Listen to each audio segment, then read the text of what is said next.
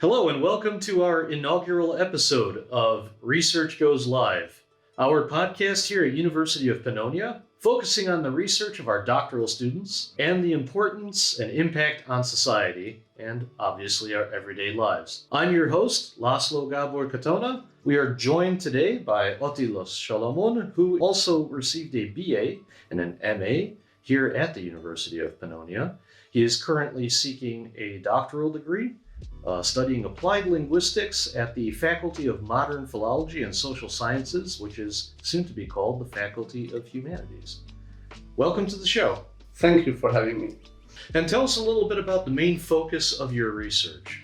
My doctoral research focuses on code switching, which is the alternating use of two codes or more than two codes or languages, let's say. It would be interesting to try to define what is a language, but I would not go into that right now. So basically, what I'm focusing on is the behavior of the merger of two languages. And since I'm Hungarian and that is my native language, and I speak it a tiny bit more than English, I figured I should investigate the situation between Hungarian and English and how they behave, what is happening, because, well, I have been looking at these two languages, I don't know, since I was a child, how English is incorporated, embedded into Hungarian. There is my interest, this is the reason of my interest, and I figured it would be interesting to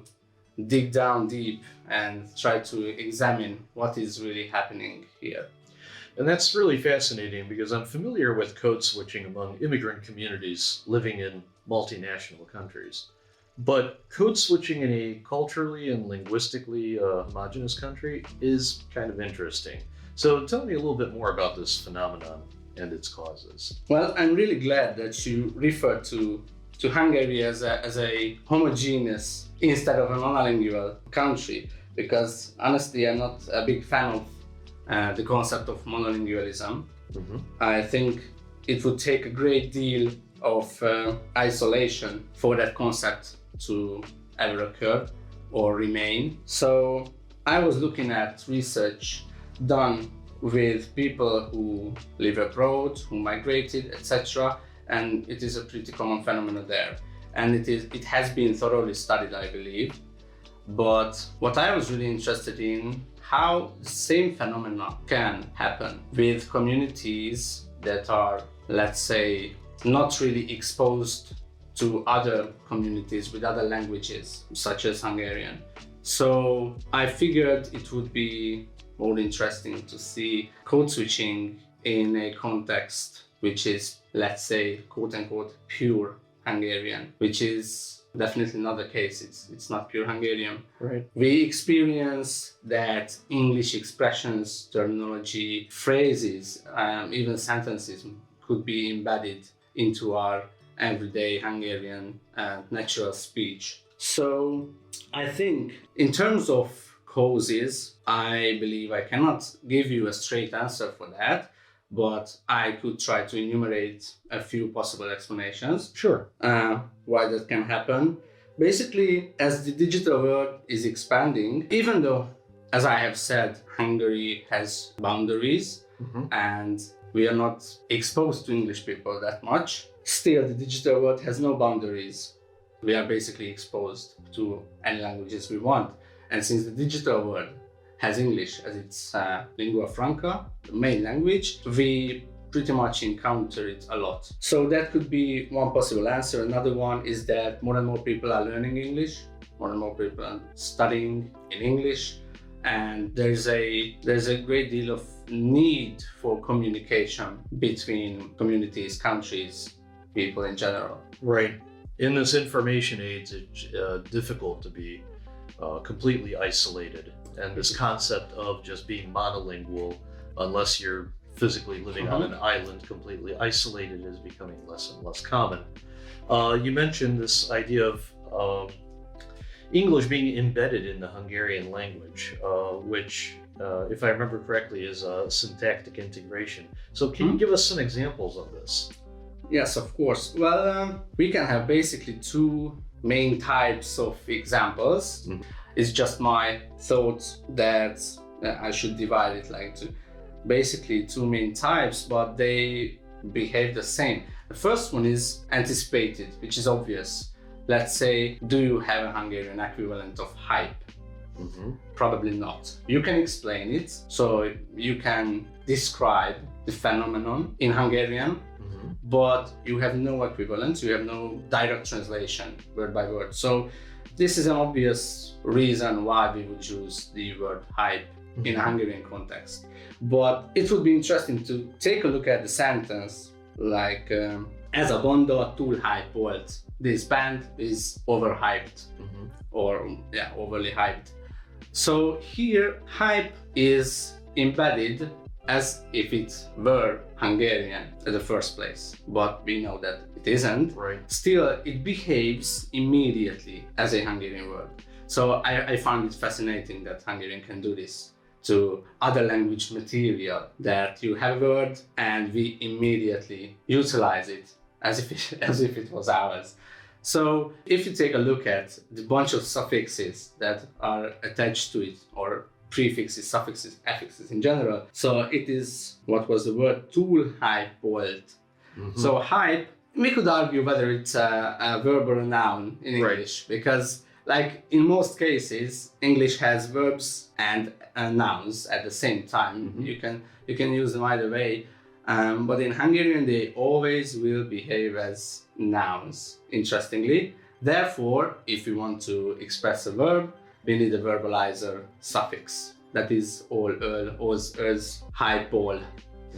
So we have a verbalizer there and many other suffixes. So according to the agglutinative nature of Hungarian, we will see this occurrence plenty of times. So another one would be something that we do not anticipate.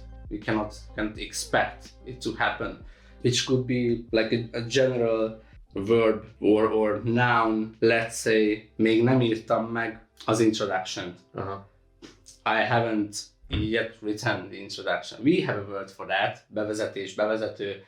Why would someone use the English equivalent of it if you have the Hungarian one, of course, and you could express the Hungarian one? Well, this is the field of psycholinguistics, where you have to take into consideration the individual's experiences, practices, etc. And probably that person who uttered this sentence had an easier access to the word introduction. It was closer within his memory than bevezetés or bevezető. So this easier access works as basically everything else in nature, physics, etc. So we are trying to go for something that costs less energy. And since the English one is easier to access, I will use that one if I can. But then you have plenty of processes, such as thinking about your surroundings, the people whom you are talking to. So you take all of these into consideration when you are making these choices. Much like any living being, we're all products of our environment. And even with this, if I understand correctly, then we are also products of our media and digital environment. We are. And therefore, that's how we shape our language and then project that upon our audience. Now, I would imagine that the data collection process for this sort of study is not going to be entirely traditional. So can you tell us about some of the methods that you used or are currently using? Sure.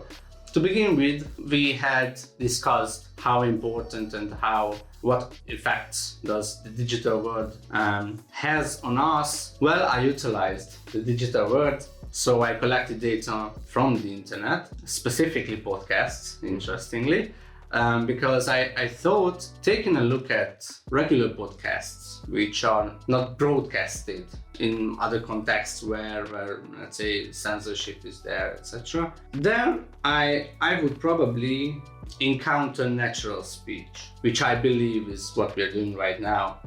So we are not really limited in terms of our language use.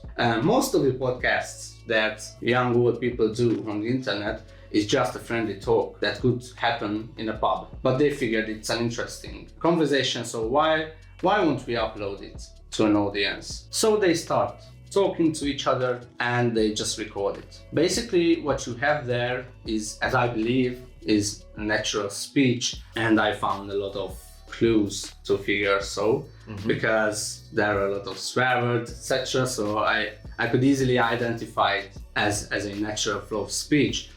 So what are we going to do with natural speech? Obviously, we can have a proper language. What we learn in school as a language, either foreign or our native, is quote unquote a proper way of speaking. Right. But is that the language that we are using? Probably not, mostly not. Right. So what we are really interested in is examining, analyzing natural speech, what is really happening. So that's why I figured the podcast would be a nice chunk of data to take a look at, to have a look at. And since it's a purposefully uploaded collection of data, I'm not hurting anyone with describing what is happening within that data or analyzing what is happening there. So on a sociolinguistic view, it is good to have something that you are not interfering with. So you can avoid the observer's paradox. You do not influence the data. What you could do, either accidentally or like not purposefully, with an interview. Much like examining animals in the wild. You Exactly. want to remain at a distance and not interfere. Yeah, exactly. I mean, this is what they do if they are professionals. Right. They do not disturb nature, and I do not want to disturb language use. I just want to observe it. So this is what linguists should do, Now, I believe. this also leads to one of the burning questions then, as to why this topic is important as a whole to the field of linguistics. Well, not just to the field of linguistics, but in general, I believe. Why do we do science? That's a really tough question. Why do we do it? Yes, because it's interesting. But why is it interesting for us? We want to get to know things. Learning is like one of the main aims of human life, I believe, human existence. We want to learn, we want to improve, develop, etc. We want to get to know ourselves, which is really important, I believe. Why do we study history? We want to get to know the past, right? Yeah. So when you get to know the past, it can help you understand the present. And if we know the past and understand the present, we can probably, that's a strong word, but we can foresee the future. We can anticipate what is going to happen, because these are processes. It helps us to get to know ourselves. And it's the same with language. And language is basically everywhere, every field of science. So I believe it's a great media. It is indeed. And if we move away just from the academic standpoint, how does this affect our everyday lives, though? So for the person that is not in academia, for the person that is not researching this, the average person on the street, how would your research affect them? If we learn, and those who are interested will find out what is happening with our language, they will probably be more, more understanding. I believe that's the word I'm looking for. Because in the past, I believe we can agree that we know people. I don't want to say older people, because it's like a type of people. Right, we don't no want to concern. generalize. Yeah, I don't want to generalize. And it's not that elderly people would find different language use disturbing or annoying, because it's not the case. It's the type of people. So what they are accustomed to. Change is always hard. It's hard to accept change. We don't want to deal with change, basically. Because if we are getting used to or we are used to something, it's easier to remain in that state. It's comfortable. Yeah, it's comfortable. It's comfortable. Exactly. But change is happening with us all the time. And it's happening with our language as well. Hungarian is using a lot of English expressions, why don't we just accept it, observe it, and if we cannot understand the process, let's just be a little bit curious. I had a presentation at the high school last week, and that was the conclusion of my presentation. Just be more curious. Because if you're curious, then you want to understand something. And if you understand something, you can't be mad at that phenomenon. Yeah. So I believe that is what I want to achieve, to observe, describe what is happening, and make people be more understanding with language use. Younger generations, those who are growing up within the digital era, are using these expressions like it was theirs all the time, because it is. This is the language that they acquired. This is the language that they have to use in order to communicate successfully. Successful communication is key to human survival. So I don't want to be dramatic. No, but it is. That's but absolutely it is. true. We need language to communicate. And this is the language. It really does seem that your main point here is that the best cure against ignorance is to be critical and to ask questions and to have curiosity. Exactly. Yeah. I think we experience this here in Hungary as well, but in countries around the world, you will always have linguistical purists. The ones that will either claim that language is wholly impure and cannot be changed, and that outside factors are corrupting it. But again, this is more from a point of ignorance. It is. That, I mean, we are living in a more interconnected world. It is a smaller world. Of course, being a linguist, for me, it would be pretty easy to argue with these people, but for an everyday person as well, who can tell me that this XYZ language is pure? Pure from what? What does it mean?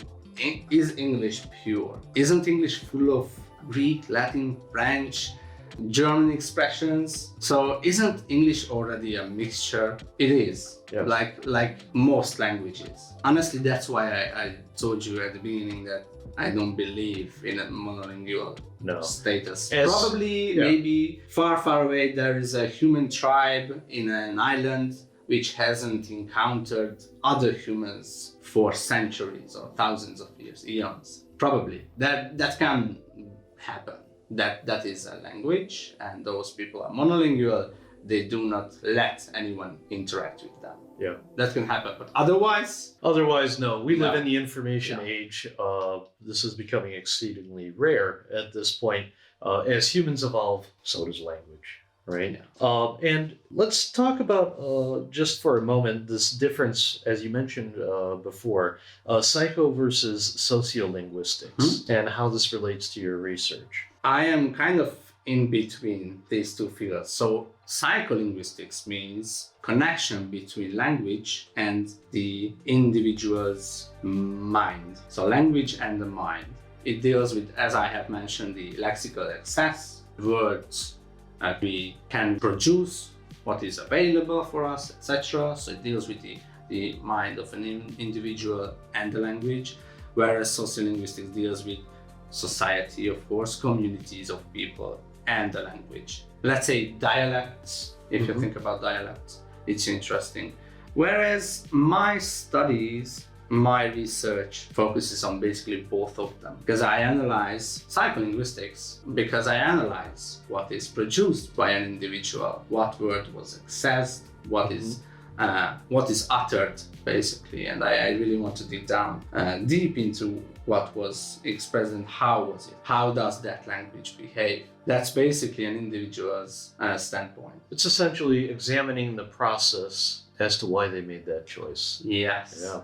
Exactly. So, and of course, it is sociolinguistics, because we have a mixture of two languages, but I don't want to say a mixture, because what we really do is basically turn English expressions into Hungarian in terms of grammar, in terms of how these languages work. But still, people interacting with each other, that's already, I mean, if we have communication, we have certain communities who might have certain expressions.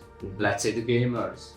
They are deeply involved with code switching. I believe we can we can agree on that. So I'm somewhere in between. I want to utilize my studies of psycholinguistics and sociolinguistics at the same time. During the course of your research, did you discover anything that surprised you? Well, there were some surprising examples, strategies could be similar. My supervisor dealt a lot with Welsh and English, and it was kind of the same phenomenon there, where English words were embedded in Welsh, and the Welsh people had a suffix that verbalized that component.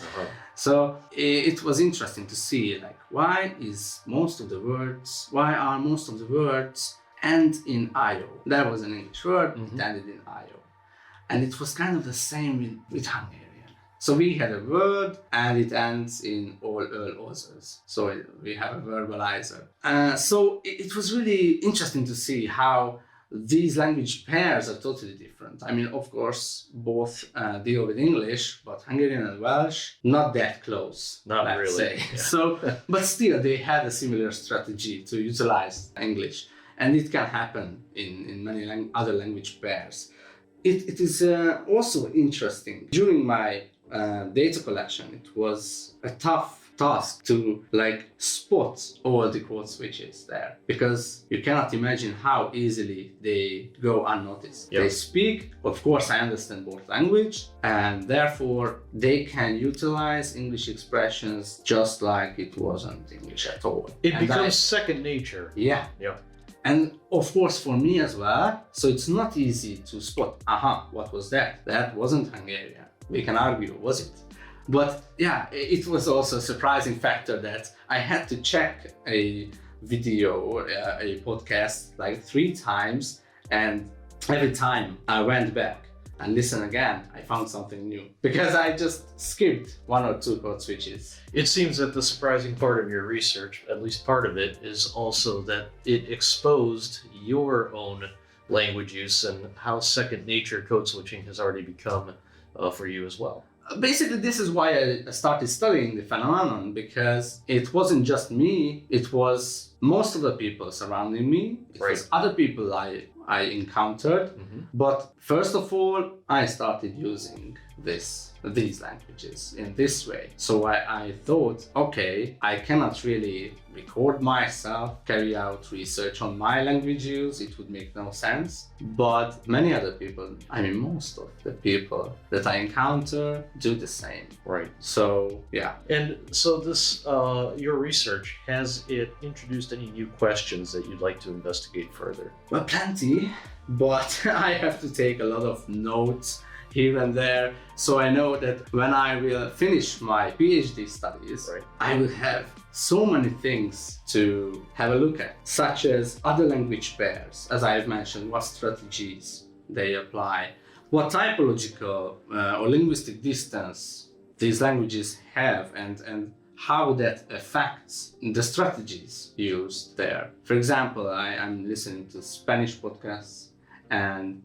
now I'm getting familiar with the language, I'm learning Spanish, but still I can hear out a lot of English expressions used within their conversations, probably way more than Hungarian. I mean, it depends, because if you're a Mexican, you live close to the border, etc., obviously there will be interference with American English. But in Spain, within Madrid, where probably English people are tourists, so they are exposed to English in terms of tourism, nothing much. Still, digital era is here, and a lot of English is used within quote-unquote pure Spanish languages. So it would be really interesting to take a look at other language pairs and compare them to the Hungarian English code switching case. But also, as I have mentioned, I really want to get into details how the Hungarian, why the Hungarian language makes English verbs behave as nouns in the Hungarian sentence. So why does it do that? It would be really nice to, I mean, yeah, the scope of my research does not, does include it, but not finding out how and why is that happening. Well, and good research should never end. It should simply expose new questions and open new doors that you want to examine and really investigate later on. This has been very informative because I've always come from this mentality as well when it came to code switching, that it was mostly a phenomenon that was in multilingual societies. And our conversation today really helped educate me on how this is something that is going on even in countries like here in Hungary. And this was great. Attila, we'd really like to thank you for joining us today on Research Goes Live. This was very informative for us, and I thank all of you, audience members, for joining us today on Research Goes Live as well. And join us for our next episode as well, when we talk with our colleagues from the Faculty of Information Sciences. We will be discussing the synergies between information technology and the healthcare system.